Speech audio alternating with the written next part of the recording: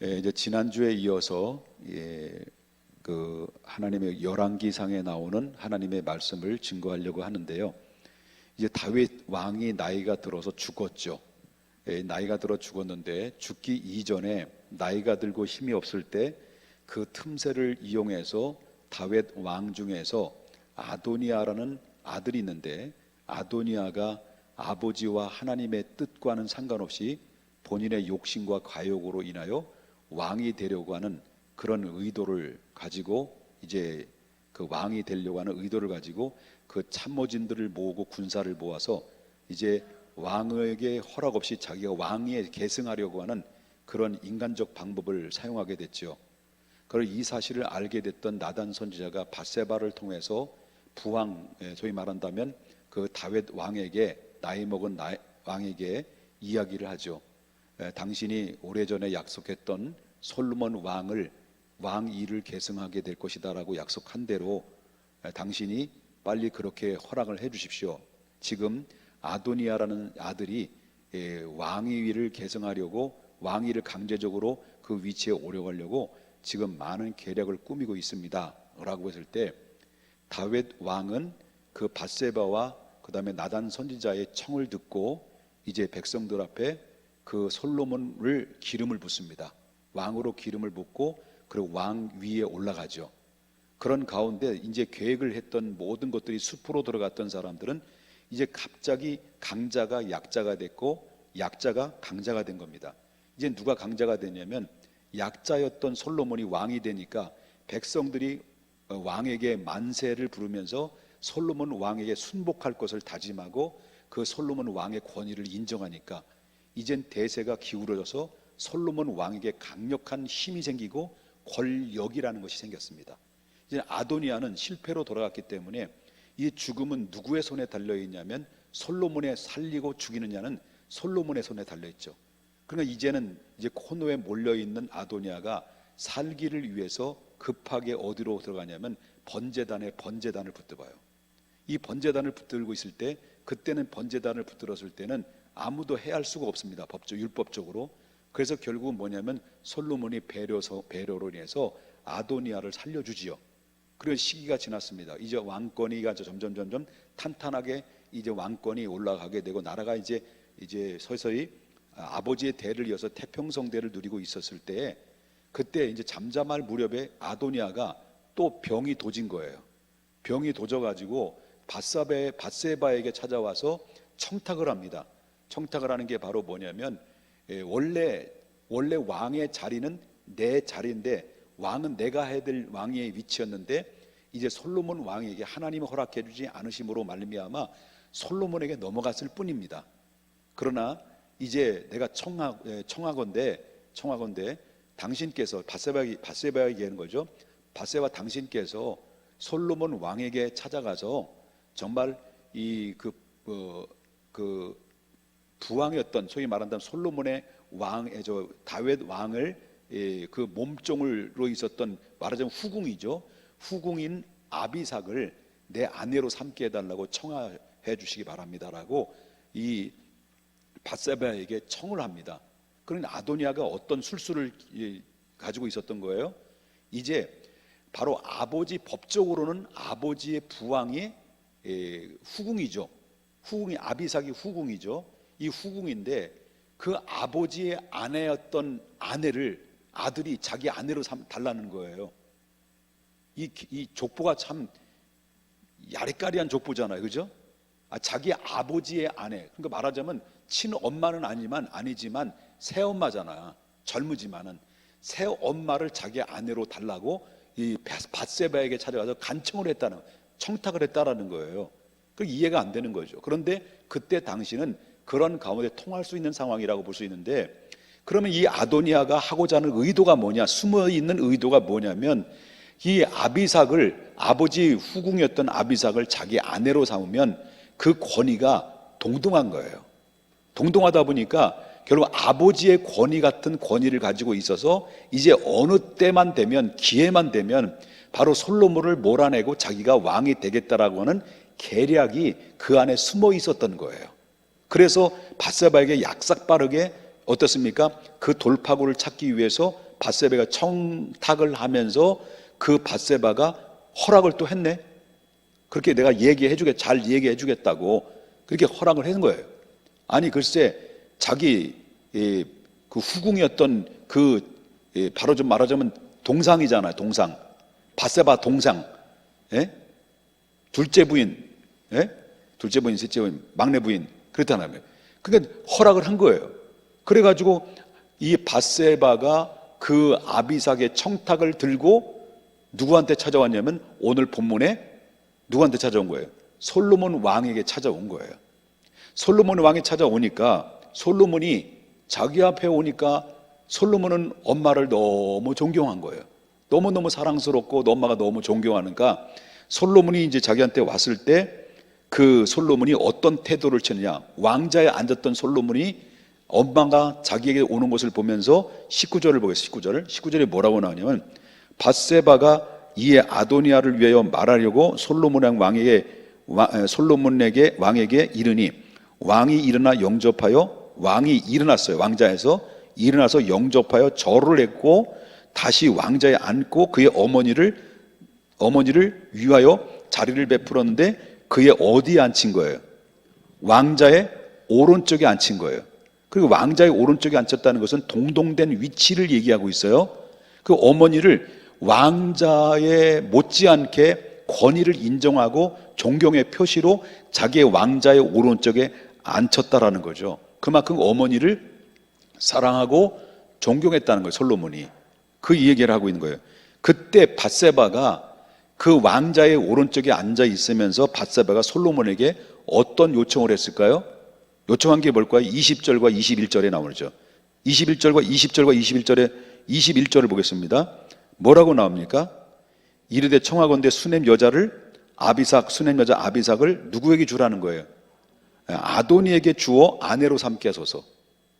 그러니까 우리가 이 상식적으로 볼 때는 이 밧세바가 정신이 있는 여자예요? 정신이 없는 여자예요? 정신이 없는 여자, 정신 나간 여자예요. 아니면 그 아비삭에 대한 오래전부터 아주 말할 수 없는 강렬한 질투심이 발휘해서 그래 잘됐다 너 꼴도 보기 싫으니까 그렇게 해서 아도니아에게 먹어라 이렇게 준 거냐? 라고 볼 수도 있을 수도 있지만은 그러나 그때 정서장으로 볼 때는 참 마음이 약했던 것 같아요. 그래서 아도니아를 소위 말하는 당신의 아버지 부왕의 후궁을 당신의 형 아도니에게 아내로 삼게 해달라고 청을 하죠. 청을 하는 내용이에요. 이 말을 들었는데, 자, 이 말을 들었던 것, 소위 말한다면, 밧세바는 그 후궁 아비삭을 자기 아도니에게 주도록 요청을 하는데, 어머니는 아들에게 이렇게 요청을 하면서 대부분 요청을 하게 되면,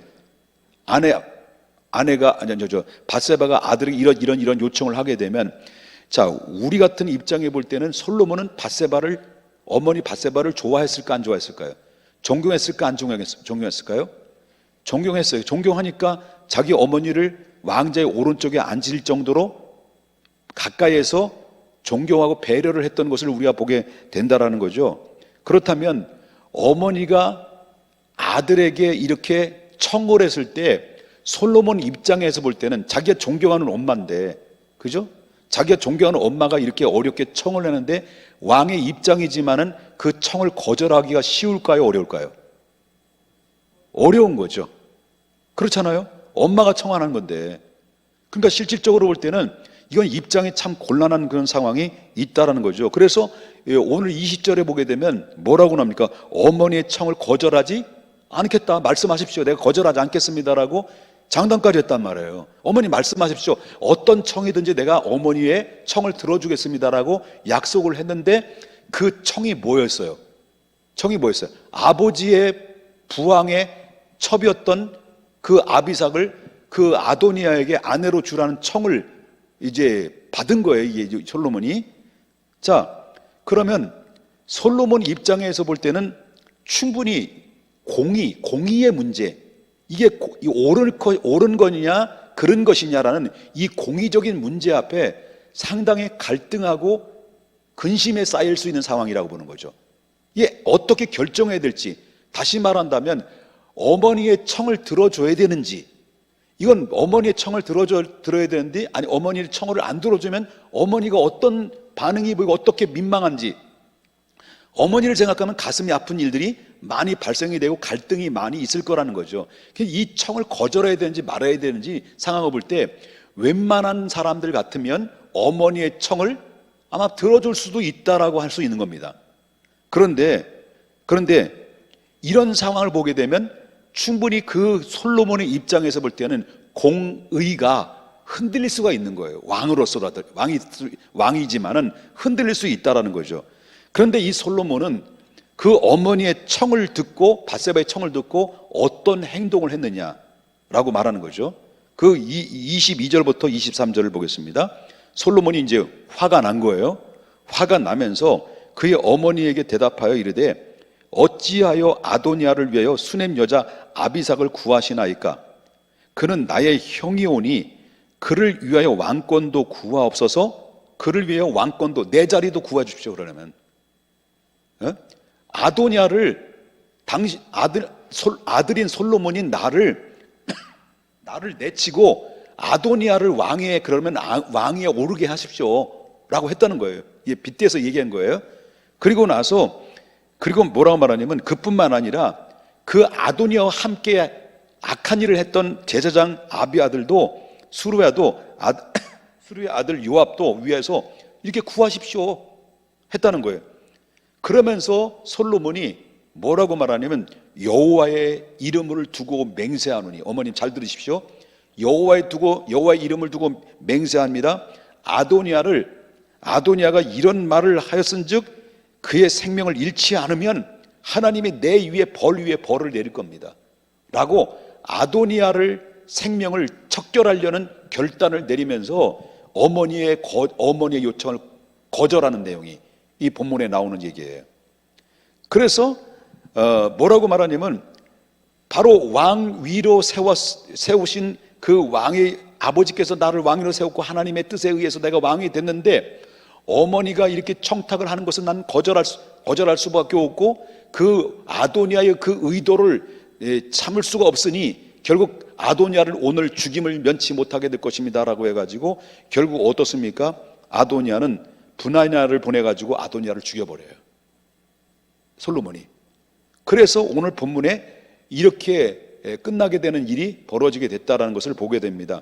자, 여기서 느낄 수 있는 것은 바로 뭐냐면 어머니의 요청일지라도 하나님의 뜻이 어긋날 때 이 과감하게 결단하고 그 결단한 일들을 행하는 모습들을 보면서 우리는 뭘 느낄 수 있습니까? 우리는 신앙생활하면서 우리가 타협해야 될 일들이 많이 생기죠. 타협해야 될 일이 너무 많이 생겨요. 이게 분명히 하나님의 기뻐하지 않은 일이고 이게 하나님의 보실 때 합당치 않은 일인데, 그런데 누군가에서 요청이 들어가고 누군가 의해서 나에게 요구가 들어갔을 때 이게 쉽게 거절하겠냐는 거예요.